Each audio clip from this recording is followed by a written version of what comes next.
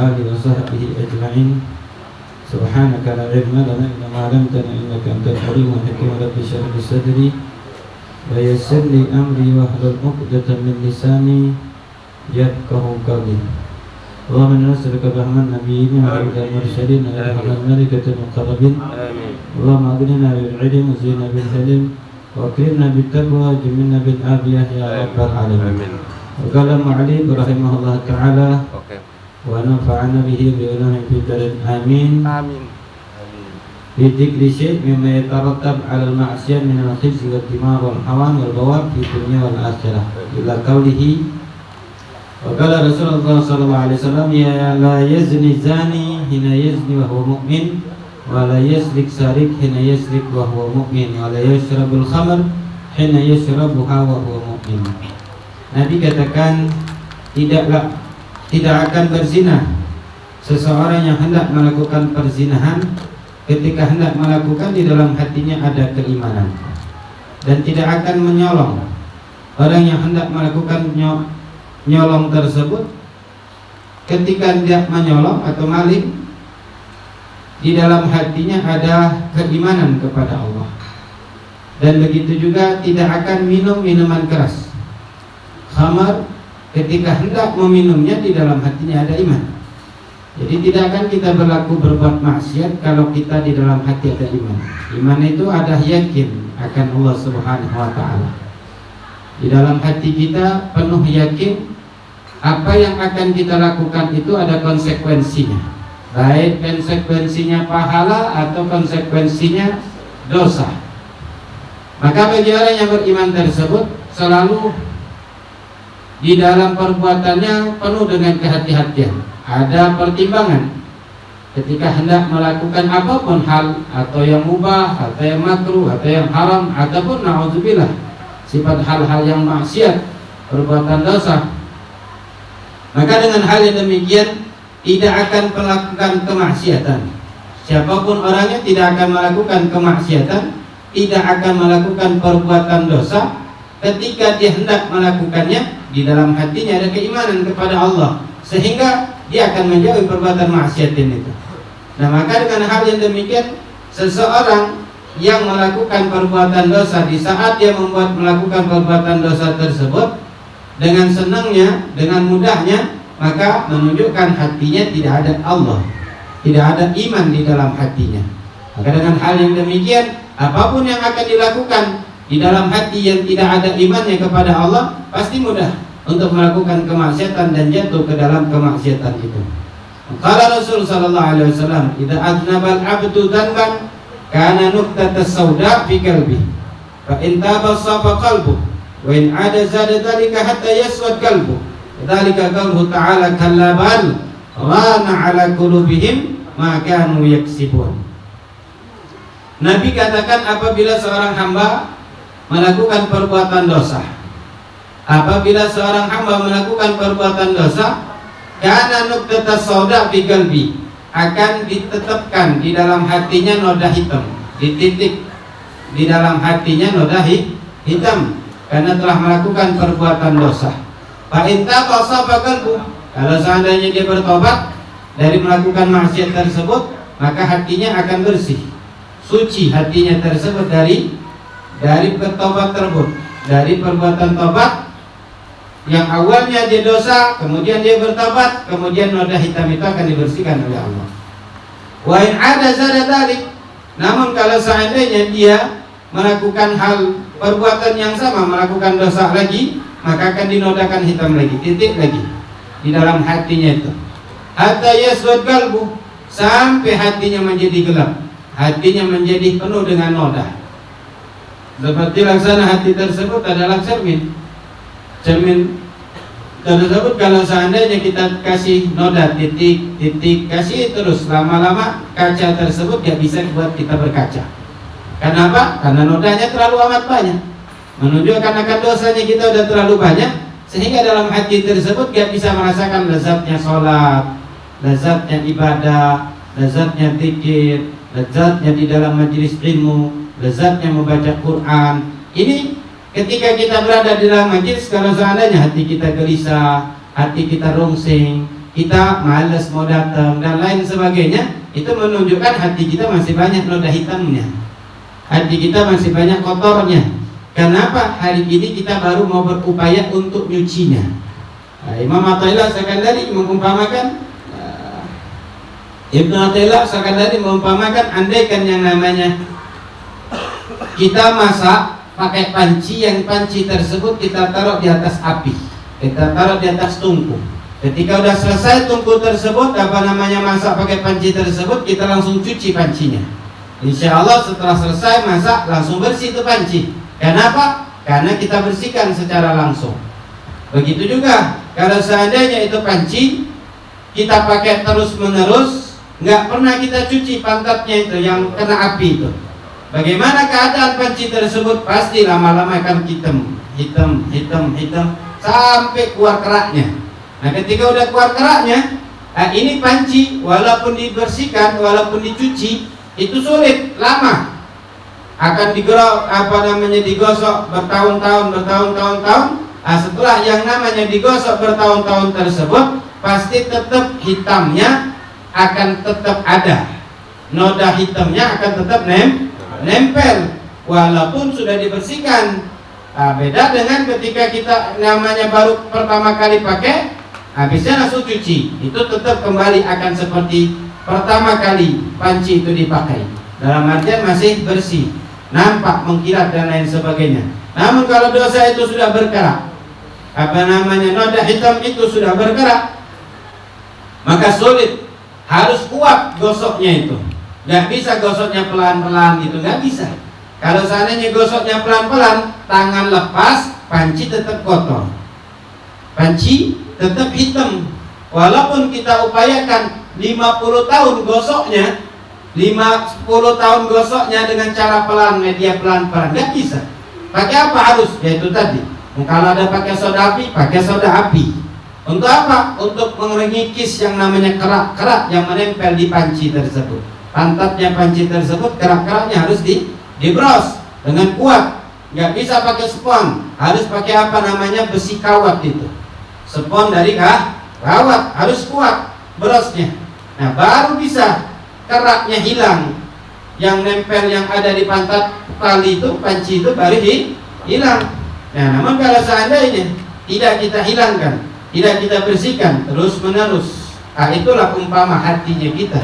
Ketika kita melakukan dosa, terus menerus kita melakukan dosa, gak pernah kita istighfar, gak pernah kita ngaji, gak pernah kita mendapatkan nasihat, gak kita pernah mendapatkan yang namanya arahan yang baik, gak pernah kita sholat, gak pernah kita hadir ke tempat orang-orang soleh, ziarah ke tempat orang-orang yang baik yang mengajak kita kepada jalan yang khair. Maka hati tersebut laksana itu. Kita gambarkan sekali, bayangkan sendiri, yang namanya kalau seandainya pantat kuali itu yang sudah lama ditunggu gak pernah diangkat-angkat, terus setiap masak taruh itu lagi, masak di situ lagi, masak di situ lagi, gak pernah dicuci, gak pernah diangkat, terus sedemikian rupa. Nah, maka dengan hal yang demikian, hatinya kita sedemikian. Ketika yang namanya hati tersebut udah berapa puluh tahun kita maksiat, udah berapa puluh tahun kita berbuat dosa, berapa puluh tahun kita meninggalkan Allah, meninggalkan salat, meninggalkan puasa dan lain sebagainya. Lantas hari ini tiba-tiba kita baru mau tobat, kita langsung merasakan bahwasanya aku ingin menjadi baik, langsung menjadi saleh, langsung menjadi taat. Hasya wa kalla. Gak mungkin itu bisa terjadi, kecuali kita harus melawannya dulu. Gosok itu pancinya kita sendiri.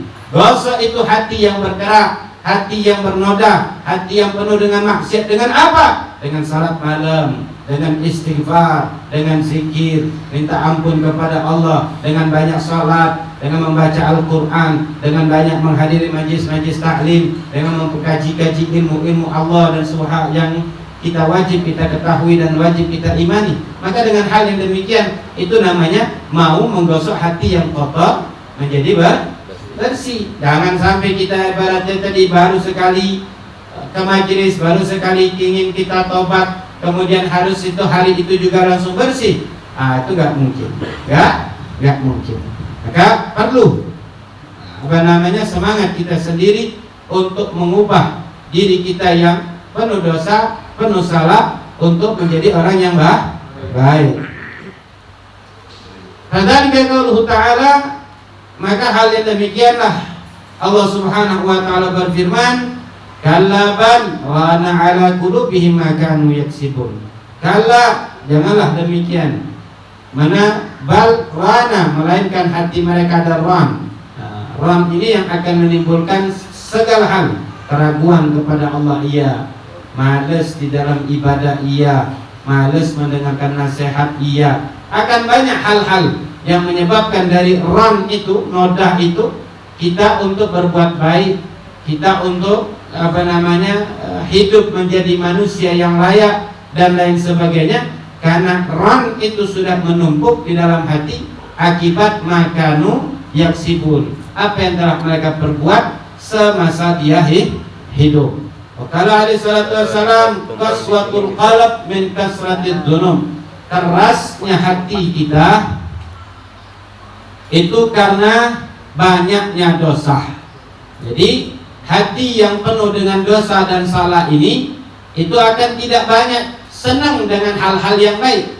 Bahkan akan timbullah sifat sombong, akan timbullah sifat riya, akan timbullah sifat suuzan, berburuk sangka kepada manusia, akan timbullah sifat benci sesama manusia, sesama teman dan lain sebagainya. Itu karena apa? Karena hati kita.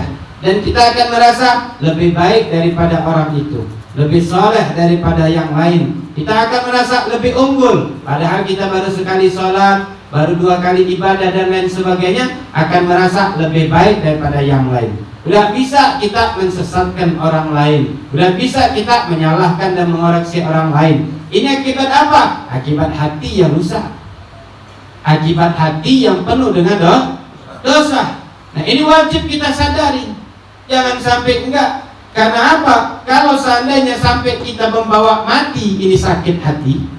Kalau hati ini terus hitam dan gelap, sampai mati kita bawa, inilah yang akan menjadi wabal alaina, menjadi musibah besar kita di akhirat ketika kita mati, membawa hati yang masih dalam keadaan nodah, hati yang masih dengan penuh dengan kotoran dan dosa.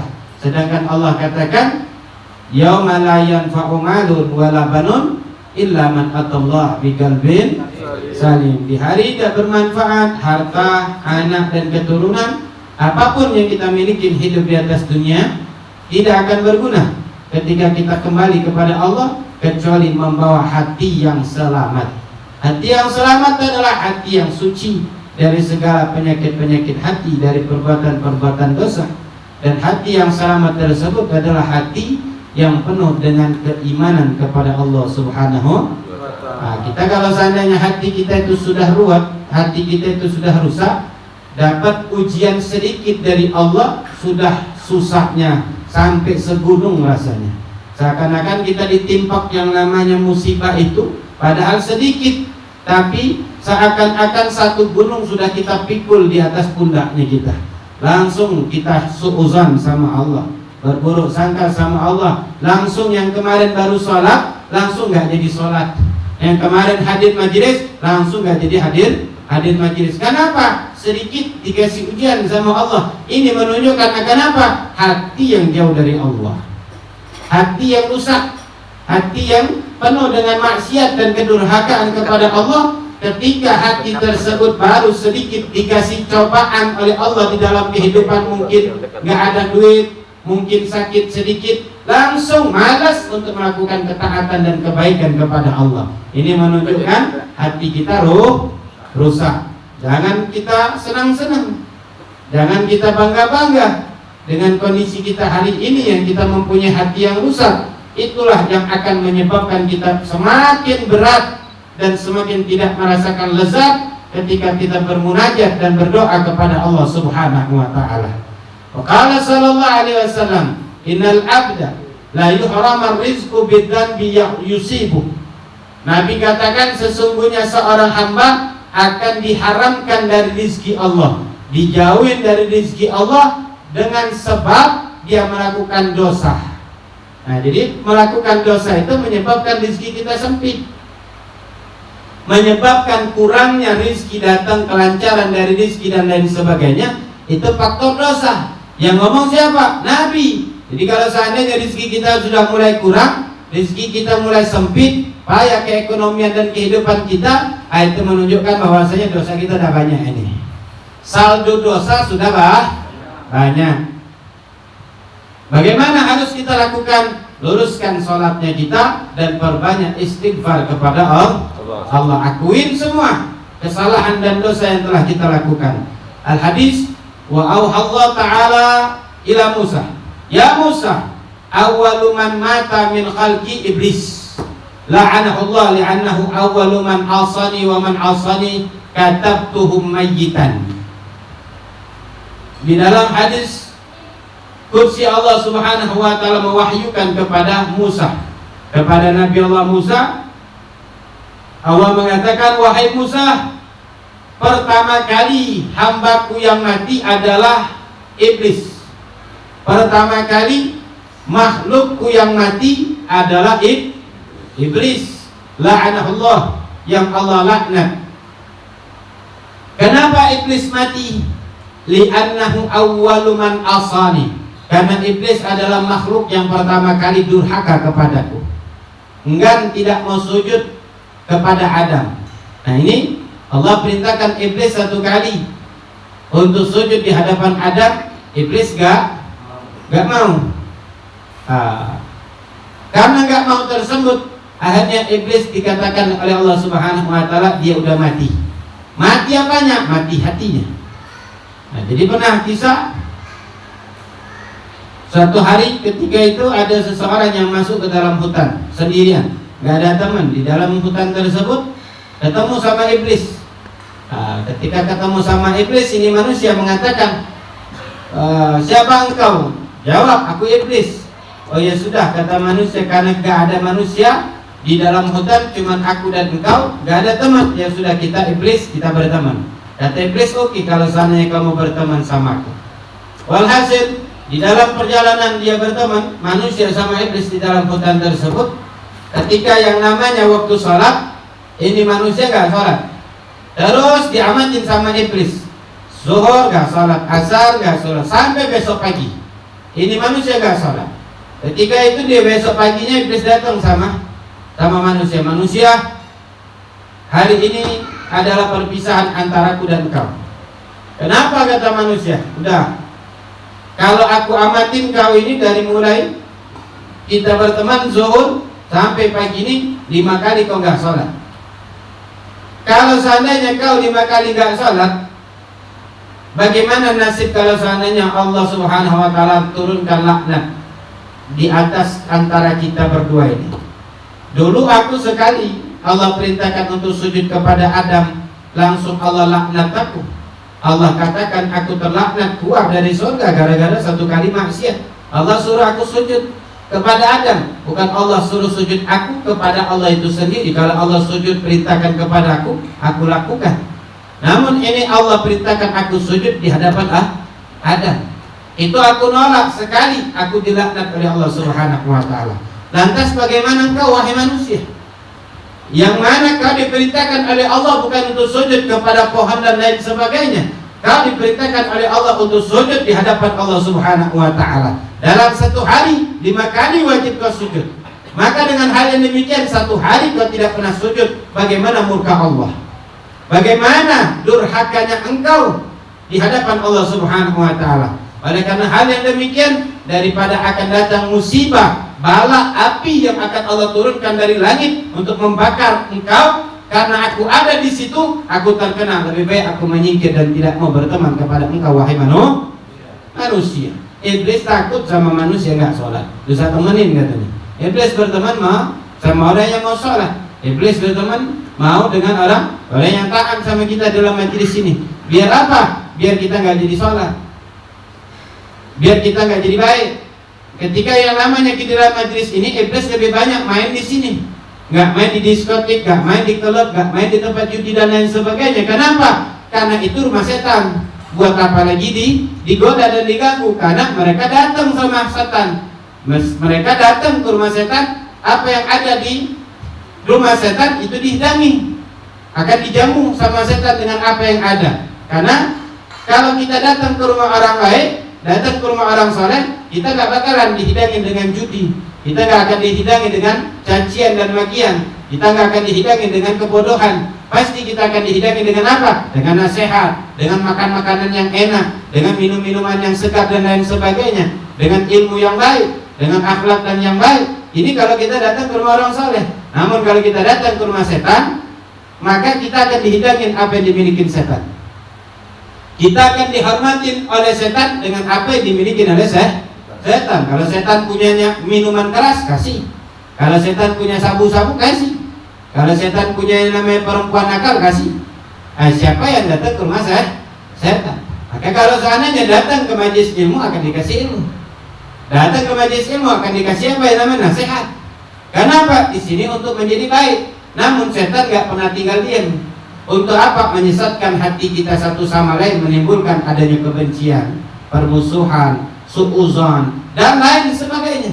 Itu ditaruh di dalam hati kita masing-masing oleh setan, sehingga kita gak mau ke masjid, gak mau ke majelis, gak mau lagi berkumpul dengan teman-teman kita. Kenapa? Karena sudah tertanam benci dan dendam. Jadi setan itu yang sulit itu dihindarin adalah setan yang nampak. Tahu setan yang nampak? Itu yang lebih sulit untuk dihindari ketimbang setan yang gak nampak. Kalau setan yang nampak ini, dia berbagai macam cara, dia akan datang sama kita membawa informasi yang gak benar. Cerita lagi sama kita seakan-akan baik. Ini manusia yang punya tanduk. Tahu manusia punya tanduk? Itu iblis namanya. Karena Allah katakan minal jinnati wal. Jadi seakan-akan peduli, seakan-akan berbuat baik, padahal di palanya ada tanduk. Tanduk apa? Tanduk iblis. Tanduk apa? Tanduk setan. Kalau seandainya kita punya teman baik, gak bakalan menyesatin kita, gak bakalan mengadu-ngadu hati kita satu sama lain, tidak akan memberikan yang namanya respon di hati kita, perkataan-perkataan yang baik, ucapan-ucapan yang gak baik dan lain sebagainya. Gak mungkin kalau seandainya teman kita itu adalah orang baik. Nah terkadang kita lolo juga, bengak juga, langsung terima informasi apa yang disampaikan, sehingga langsung emosi, seakan-akan apa yang didengar itu benar, seakan-akan apa yang disampaikan itu adalah benar. Padahal dia mau mengadu domba kita, mengkambing hitamkan kita. Akhirnya kita dan dia sama-sama iblisnya.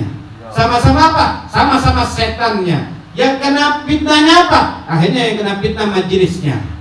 Karena apa? Itulah yang terjadi.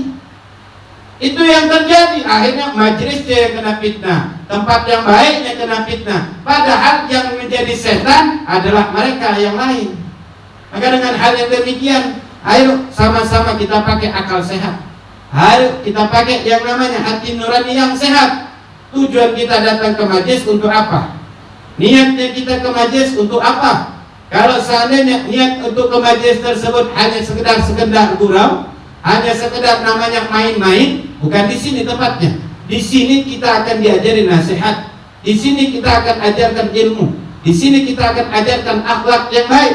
Di sini akan kita ajarkan untuk bagaimana hati kita bersih dari segala penyakit-penyakit. Enggak mudah sebentar-sebentar kita merasa apa yang disampaikan orang lain tersebut benar, padahal orang lain tersebut hanyalah untuk menjadikan kita itu bermusuhan satu sama lain. Sebagaimana di dalam ayat Umar, Allah katakan, innamal khamru wal maisir wal ansab wal azlam rijsun min amali syaitan fajtanibuhu la'allakum tuflihun. Innama yuridu syaitan an yuwaqi'a bainakumul adawata wal baghdha fil khamri wal maisir fahal wa yasuddakum an dzikrillah wa 'anis shalah fahal antum muntahun. Nah ini zaman sekarang sudah banyak fitnahnya ini. Fitnahnya judi tersebut. Allah katakan sesungguhnya di dalam minum minuman keras, apapun itu, mau sabu-sabu, narkoba dan minuman keras, langsung beli dari botol, langsung dari kedai, tua kah, anggur merah, anggur setan dan anggur apalah terserah. Intinya semua, apapun jenis yang namanya narkoba, apapun jenis yang namanya minuman keras, Allah katakan innamal khamru wal maisir, sesungguhnya minuman keras dan judi. Judi sekarang, kalau dulu mungkin ada yang pakai kartu, pakai gaple, pakai kartu 20. Zaman sekarang sudah keren. Ada yang namanya judi online, ada namanya judi togel, judi slot dan lain sebagainya, kau jadi setan juga. Sehingga siapapun orang yang main slot itu berarti anak didiknya setan. Siapa yang main slot berarti dia main judi. Nah, ketika dia main judi, inilah yang terjadi di zaman sekarang. Apa kata Allah? Sesungguhnya yang minuman keras, main judi, adu nasib. Adu nasib ini bisa aja dengan main ayam, adu ayam. Suruh perang ayam sama ayam, suruh kelahi ayam sama ayam. Besok kau akan diadu sama Allah di akhirat. Ayam dibuat sama Allah besar, kau dibuat kecil. Kau akan ditumbur-tumburin sama ayam, akan ditendang-tendangin sama ayam tersebut. Namanya adu nasib. Sama itu main slot adu nasib. Putar-putar, pelenting. Bini harus dia beli yang lain, anak beli susu dan lain sebagainya. Kau main judi. Itu namanya kau setan juga.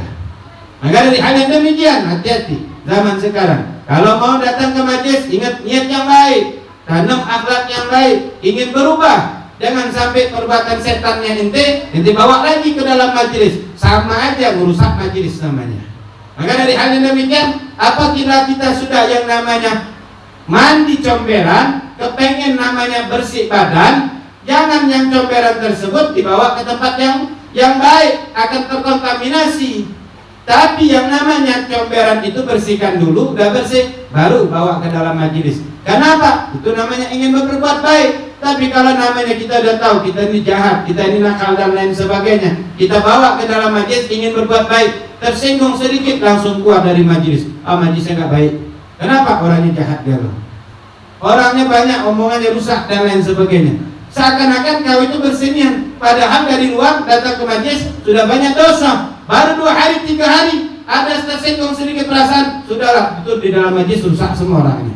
Katanya majelis taklim, katanya itu adalah majelis yang baik dan lain sebagainya. Yang rusak itu kaunya. Kenapa? Hati sudah kotor duluan, sudah bawa noda dan lain sebagainya. Nyampe majelis tersinggung perasaannya, besok ada majelis lagi. Besok tidak datang lagi. Kenapa? Di dalam majelis jindir aku katanya. Nah ini kan gendeng namanya. Maka dari hal yang demikian, Allah katakan rijsun, itu semua adalah rijsun, najis, min amali syaitan, dari perbuatan setan. Kau mainin itu, minuman keras kau minum, sabu-sabu kau konsumsi, judi online, judi apapun, judi slot kau pakai juga, kau main juga, itu adalah najis kata Allah, min amali syaitan, dari perbuatan setan. Kalau kita mainnya, berarti kita belajar dari setan. Nah, jadi kalau seandainya sudah belajar dari setan, hati-hati. Kemanapun dia tetaplah pakai tanduk setan juga itu. Selagi masih apapun yang perbuatan setan, tidak ditinggalin. Fajtanibuhu kata Allah. Tinggalkanlah itu la'allakum tuflihun, agar kalian menjadi orang yang beruntung. Capek kerja siang malam pagi sore, seminggu sebulan nunggu gaji, bisa habis 3 hari, bisa habis semalam gara-gara main slot, gara-gara main judi. Yang harusnya bisa hidup selama sebulan dengan gaji tersebut, bisa bersedekah, bisa berbagi dengan anak istri yang punya anak istri, bisa berbagi kepada dulur yang masih bujangan, bisa berbagi kepada kedua orang tua kalau masih bujangan dan lain sebagainya. Tapi gara-gara kau tertundukkan nafsu dengan setanmu sendiri dan kau juga ikut di dalam permainan tersebut, terjadinya permusuhan antara laki sama bini, antara kita sama dulur dan lain sebagainya. Awalnya cuma sekedar pinjam, membengkak. Tambah lagi zaman sekarang adanya pinjaman online. Mudahnya taruh KTP, nomor telepon, cair 25 juta. Habisnya pala kau yang cair kena tagih utang. Jadi cair meler langsung. Kemana nak bayar 25 juta? Itulah otaknya kita kadang rusak dibuat sendiri. Dari duit ente itulah yang main selot itu, yang main togel itu. Karena nengok dia sukses, menang, bahagia. Harusnya umumnya kita minjem duit ke bank, pakai proses panjang kali lebar, survei dulu, tengok dulu, tidak pakai lagi survei-surveian. Taruh KTP, nomor telepon, selesai kau, langsung 25 juta. Besok pala kau cair. Untuk apa? Mikirin kayak mana nih bayar utang, kejar-kejar terus dan lain sebagainya. Nah ini dari apa? Kalau anak-anak itu dari ente main judi, duit ente habis, duit ente sudah menang dia banyak, dimodalin lagi dengan duit kau dewek itulah. Dibuatlah pinjol-pinjol itu tadi itu. Dia sudah menang banyak. Nah, karena sudah menang banyak, biar ente itu kalah terus menerus, dibuatlah itu namanya pinjol itu. Dari duitnya ente yang ente kerja siang malam pagi sore, ente kasih sama dia, menangkan itu. Yang namanya dia untuk menyesatkan ente. Akhirnya dari modal yang banyak itu keluarlah pinjaman ini, pinjaman itu, cuman hanya waktu 5 menit, cuman hanya 5 waktu, 5 detik dan lain sebagainya. Apabila kartu kita sudah 2 tahun, 3 tahun, oh ternyata kita bisa pinjam 35 juta. Ini setan sudah menggoda kita. Maka dari hal yang demikian, sesungguhnya innama yuridu syaitan ayyuqi'a bainakumul adawata wal baghdha fil khamri wal maisir. Sesungguhnya yang diinginkan oleh setan, kata Allah, untuk meletakkan di dalam hati kalian tersebut main judi dan khamar tersebut adalah permusuhan, adawat wal baghdha, wa yasuddakum an dzikrillah, dan mencegah kalian dari mengingat Allah Subhanahu wa taala. Wa yasuddakum an dzikrillah wa anis shalah. Setelah kita tercegah dari mengingat Allah, dan kita pula tercegah dari untuk melaksanakan salat, fahal antum muntahun. Maukah kalian berhenti, kata Allah Subhanahu wa taala. Yang berhenti bagi orang yang ingin selamat, yang menyudahi bagi orang yang ingin beruntung. Maka dari hal yang demikian, wa man asani katabtuhu mayyitan. Siapa orang yang bermaksiat kepadaku, kata Allah, maka aku tulis dia adalah orang yang sudah mati. Apa yang matinya? Bukan jasad, mati hatinya. Hatinya mati. Wa qala Sa'id bin Musayyib rahimahullah, ma akramatil ibad anfusaha bi misli ta'atillah wala ahanatha bi misli ma'siyatillah wa kafal mu'min min nasrillah lahu ayyara aduwahu ya'mal bi ma'siyatillah. Tidaklah seseorang memuliakan dirinya yang paling baik kecuali dengan ketaatan kepada Allah, dan tidak pula lah seseorang menghinakan dirinya sendiri kecuali dengan bermaksiat kepada Allah. Maka cukuplah bagi seorang mukmin dari bentuk pertolongan Allah Subhanahu wa taala kepadanya, dia melihat musuhnya melakukan perbuatan maksiat. Nah, ketika kita hendak melakukan apapun, hajat, niat yang baik, niat yang bagus dan lain sebagainya, jauhin maksiat, insya Allah semua cita-cita akan terkabulkan. Jauhin yang namanya kedurhakaan kepada Allah, insya Allah kau akan hidup senang. Maka dari hal yang demikian, jangan baru tobat langsung nak baik. Jangan baru tobat langsung nak kita taat, langsung menjadi orang duitnya banyak, hartanya banyak, dan tidak akan dikasih ujian dan cobaan sama Allah. Semakin kau dekat kepada Allah, semakin datang ujian dan bala. Semakin kau jauh dari Allah, tambah kau mendapat musibah dan cobaan yang sangat besar. Jadi kita semakin dekat sama Allah, semakin banyak ujian dan cobaan. Namun ujian dan cobaan yang Allah kasih tersebut untuk mengokohkan iman, bukan menyebabkan kau semakin jauh dari Allah. Kalau seandainya kau betul yakin sama Allah, kenapa tidak berdoa? Kenapa tidak bermohon kepada Allah? Bukannya kau tinggalkan majelis. Dengan adanya kau dikasih ujian ini dikit, kau tinggalkan majelis. Itu namanya kau penyakit. Punya penyakit apa? Penyakit gendeng. Jadi baru dikasih sakit pilek dikit, batuk dikit dan lain sedikit, atau cekcok sama bini, langsung tidak mau ke majelis. Alasan lagi cekcok, tidak enak badan sama bini, lagi tidak enak perasaan, lagi tidak ada majelis dan lain sebagainya. Ini namanya gendeng.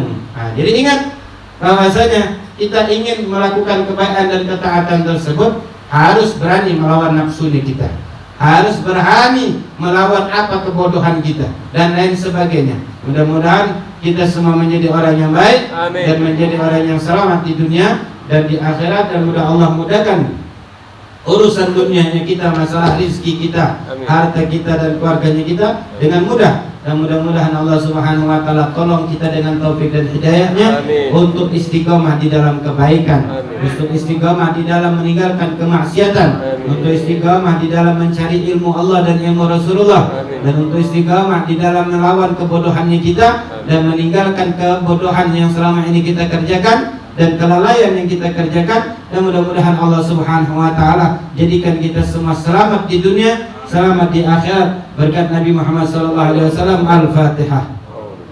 Bismillahirrahmanirrahim.